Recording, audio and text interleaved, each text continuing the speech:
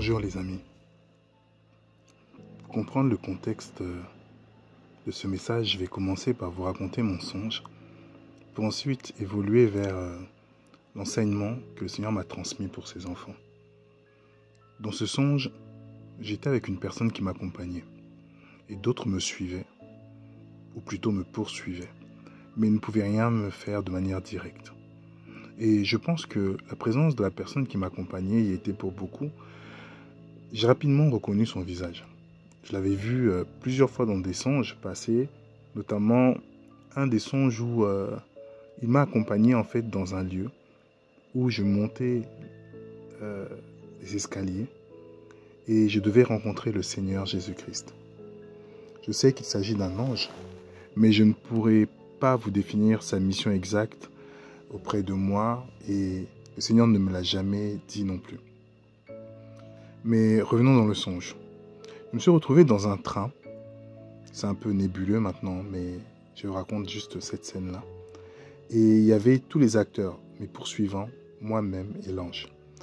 Et puis, l'instant d'après, je suis descendu du train.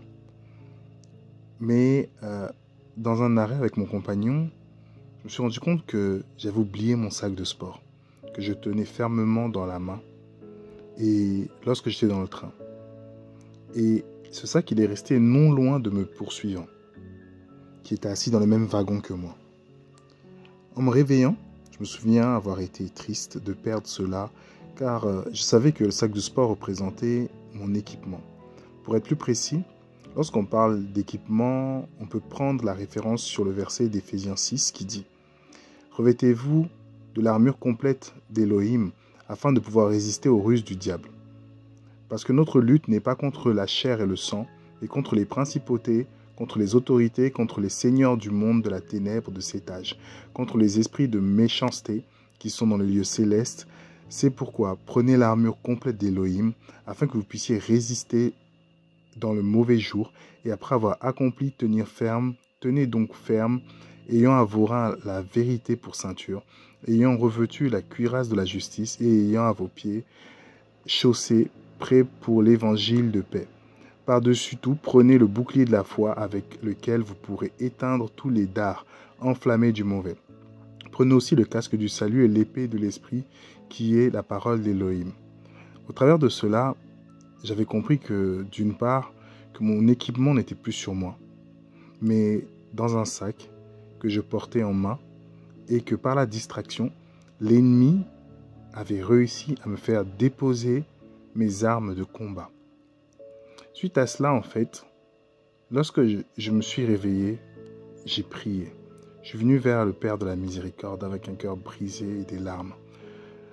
Sur terre, lorsque le Seigneur prie, la Bible, en fait, nous fait mention de larmes et de cris.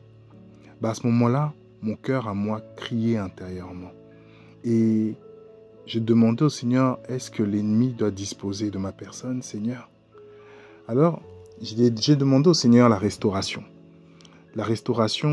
de sa droiture dans ma vie, de sa justice, de son intégrité, de son équité, de tous ces termes, souvent qui nous semblent lointains ou là où parfois on ne prête pas attention, mais qui pour moi en fait ont une valeur, mais sans en comprendre forcément les abords. Le Seigneur est venu et a commencé à me parler. Qu'est-ce que Salomon m'a demandé? Je lui ai dit l'intelligence et la sagesse pour diriger correctement ton peuple. Et je lui ai donné quoi? J'ai dit au-delà de tout cela en fait. Tu as donné le règne, la gloire, beaucoup de choses. Et là le Seigneur il me répond, il me dit comprends la valeur des choses célestes. Le diable ne peut pas te voler les choses qui viennent de ma main, mais il provoquera un moyen pour te les faire perdre. La demande des choses d'en haut ont un rang supérieur aux choses de la terre. Voilà pourquoi, lors de ta prière, je ne t'ai pas dit, je t'ai dit ne demande rien d'autre. Donc, pour parenthèse, pendant que je priais, je lui ai demandé ça, et bien sûr, l'idée ou la pensée des autres choses, de mes projets, de ce que je fais, est montée dans mon cœur. Donc j'allais dire en chaînant, en disant, Seigneur, regarde ma situation, mes projets. Le Seigneur, j'ai entendu, m'a dit, stop. En gros, demande juste ce qui est nécessaire. Ces choses d'en haut, en fait. Et en gros, je lui ai dit oui. Je voulais te demander de restaurer aussi mes projets. Et cela vient comme... et lui, il me dit, cela vient comme pour annuler ta prière, qui consiste à chercher les choses d'en haut. Chose que je ne savais pas. C'est-à-dire que une prière, lorsque tu pries, tu demandes des choses d'en haut, tu ne peux pas mélanger avec la demande des choses d'en bas.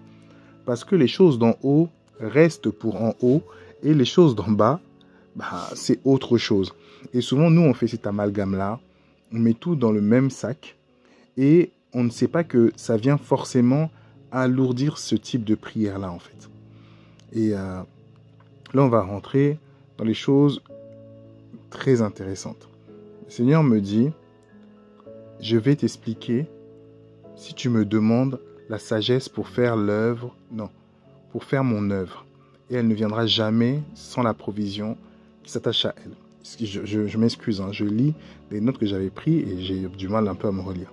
En gros, le Seigneur, il me dit que il m'explique que si je lui demande, en fait, la sagesse, en fait, en gros, la sagesse ne viendra jamais sans sa propre provision dans l'action. C'est-à-dire que Salomon, il a reçu la sagesse et la sagesse est venue pour la gouvernance. Et la sagesse, en fait, est venue agir dans le cadre du jugement. C'est-à-dire que ceux qui viennent d'en haut, les choses qui viennent d'en haut, ne viennent jamais sans leur propre provision. Alors que nous, on ne sait pas. Il dit, les choses d'en haut sont comme l'entrée d'une reine dans son palais, avec les serviteurs et toute sa suite. Vous ne saisissez pas que la valeur est... Non, que la valeur est dans ce que Satan ne peut atteindre en vous, car elle ne rouille pas.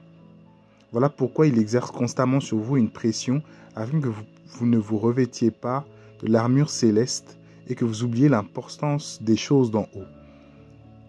Dans votre génération, beaucoup cherchent des bénédictions matérielles, financières, telles que soit, au travers des œuvres. Mais seule l'œuvre émanant de la foi vraie rend l'œuvre parfaite. Je ne refuse pas de vous bénir. Je suis la bénédiction dans votre vie. Mais vous, mes enfants, je ne vous bénirai pas comme les enfants de la malédiction. Votre bénédiction ne se rouille pas. Celle-ci se trouve dans les choses d'en haut. C'est là votre récompense. Tirez de cet enseignement et ne perdez plus cela, que votre adversaire ne réussisse pas à vous le voler. Donc, je vous le réexplique encore. En fait, ce que le Seigneur est venu m'expliquer, me dire ici, c'est que les choses d'en haut, si tu demandes la droiture va venir s'exercer. La droiture d'en haut va venir avec son package, va venir avec sa provision pour s'exercer. C'est-à-dire qu'elle n'a même pas besoin de toi. C'est-à-dire qu'elle vient d'en haut, à partir de là où elle est en haut. C'est-à-dire que c'est quelque chose que l'ennemi ne peut pas atteindre lui. C'est-à-dire que pour l'atteindre, il oublie d'atteindre Dieu d'abord. Mais nous, souvent, quand on va demander une chose qui rouille, une chose qui est éphémère, cette chose va forcément agir, mais elle va s'arrêter à un moment. Toi, comme moi, on a déjà prié pour avoir du travail. Mais ça se fait, ce travail-là, on l'a déjà quitté depuis longtemps. On a prié pour avoir une maison. Mais ça se fait, cette maison, on a déjà déménagé. Donc, c'est-à-dire que c'est des choses, en fait, qui sont temporaires plutôt. C'est-à-dire que c'est des choses qui ne durent pas. Mais quand le Seigneur vient maintenant nous dire ou nous donner des choses d'en haut, c'est quelque chose qui va agir ici-bas, mais qui va agir aussi dans l'éternité. C'est-à-dire que l'écho de cette chose est beaucoup plus forte parce qu'elle agit sur tous les plans, que ce soit le plan physique et le plan spirituel.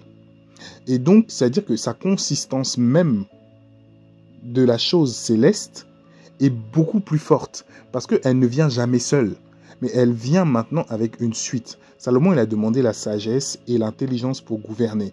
Mais il a reçu un royaume, il a reçu une stabilité, il a reçu une gloire, il a reçu, sauf que la gloire et tout ce qu'il avait reçu, en fait, c'était dû aux choses d'en haut qu'il avait demandé. C'est comme si le secret lui avait été révélé, le pouvoir des choses d'en haut lui avait été révélé, en fait. Et tant qu'on ne comprend pas la force, le pouvoir ou ce qui est autour des choses d'en haut, en fait, on passe à côté. On a l'impression qu'on demande, et c'est comme si ces choses d'en haut avaient une limite. Ça veut dire quoi? Seigneur, je t'ai demandé la sagesse, mais sauf que maintenant, à partir de là où tu reçois cette sagesse, vous allez rentrer dans une constante ou dans une perfection qui ne fait que évoluer. C'est-à-dire que la perfection d'aujourd'hui ne sera pas la perfection de demain. Et donc, on rentre dans ce processus-là. Là où le Seigneur, il rajoute toujours plus.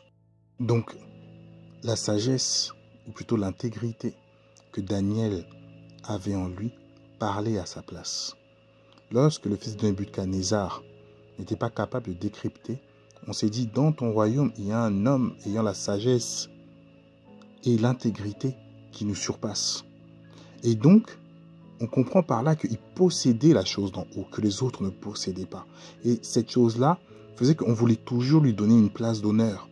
On a voulu le revêtir de pourpre. On a voulu lui donner de l'argent. Il a même refusé. Et c'est pour comprendre, ou que nous comprenions ensemble, combien c'est une bénédiction pour nous, combien c'est important de chercher ces choses d'en haut. Mes amis, voilà le message reçu du Seigneur, suite à un mensonge où il m'a restauré au-delà de ce que moi j'attendais. Car la droiture, comme vous le savez maintenant, vient aussi avec la gouvernance et la responsabilité, peu importe le niveau.